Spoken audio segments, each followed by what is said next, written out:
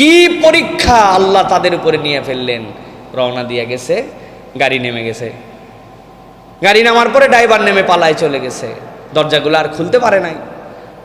ওর মধ্যে থেকে সন্তানকে মা ছাড়ে না, বলছে তুমি বের হও, সন্তান না নিয়ে ছাড়বে না। ভাইয়ের বউকে বলছে তুই বেরো, ও তাকে নিয়ে নামে না। তো মাকে বলছে তুমি নামো, শাশুড়ি ছাড়া নামবে না।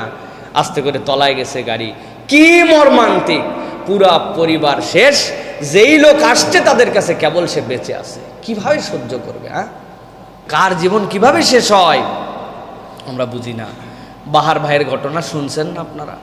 আমি তো একদিন হলো নিজেকে স্থির রাখতে পারি নাই। আহারে, প্রবাসে যাওয়ার আগে স্ত্রী গর্ভবতী, আসবো আসবো করে করে আসতে পারে না। 1 মাস আগে টিকিট করছে, সন্তানদের জন্য বাজার করছে, জয়েন্ট ফ্যামিলি, ভাইয়ের জন্য বাজার করছে।